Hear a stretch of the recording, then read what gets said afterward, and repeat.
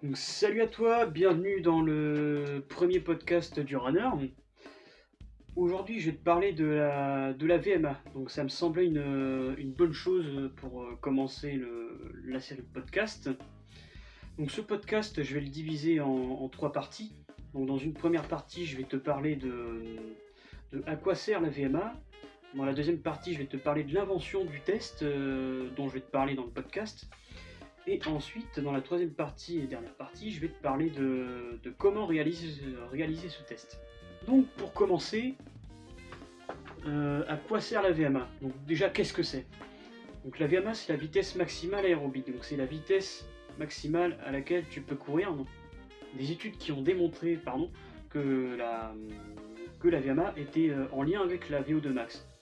Donc, la VO2 max, c'est la quantité maximale d'oxygène que ton corps peut fournir pendant un effort physique.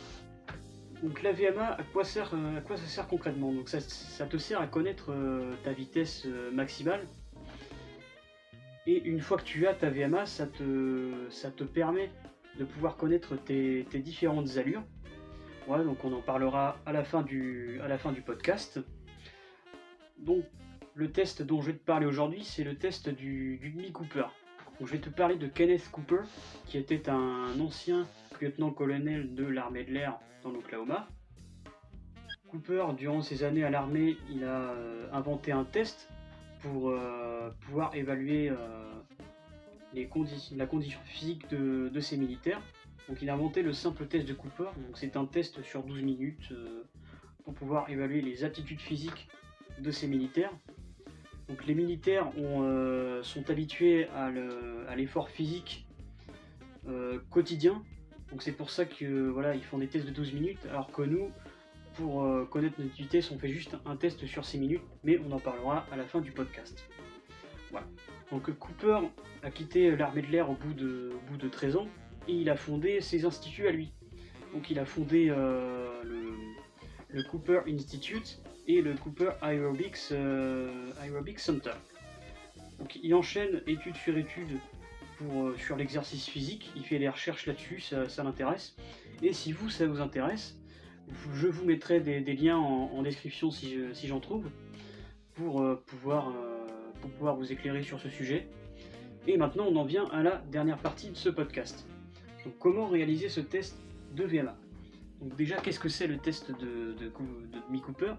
Donc c'est un test sur 6 minutes où on court le max que l'on peut donner sur 6 minutes. Et lorsqu'on obtient notre distance, on la divise par 100. Donc je vais te donner un exemple concret. Le jour où tu regardes le podcast, c'est mercredi, et moi j'ai réalisé le test lundi. Donc lundi, j'ai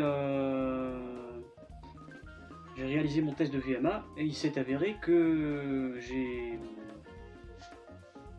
réalisé 1450 mètres. Donc 1450 mètres, j'ai divisé par 100 et j'obtiens 14,5 km/h. Donc ça, c'est ma VMA. Et donc cette VMA va me permettre de connaître mes différentes allures. Donc on a 60, 70%, 80, 90%, 100 et 110%. Donc moi, ce qui m'intéresse, c'est de me préparer aux 10 km en 50 minutes pour Tourne-Court le 8 octobre prochain.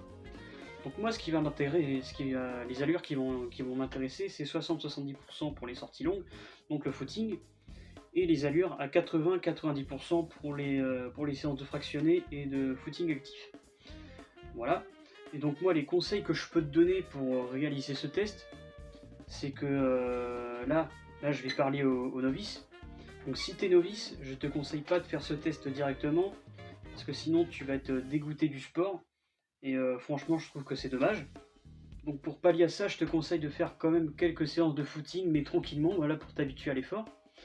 Et ensuite, au bout de 3-4 semaines, tu peux essayer de faire le test de Demi Cooper. Voilà.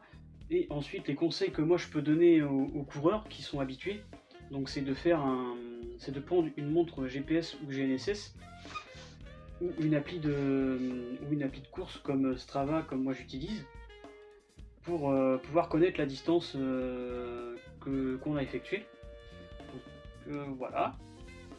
Et maintenant, le podcast est fini, et puis je te souhaite de la réussite dans tes projets. et on se retrouve pour un podcast très prochainement.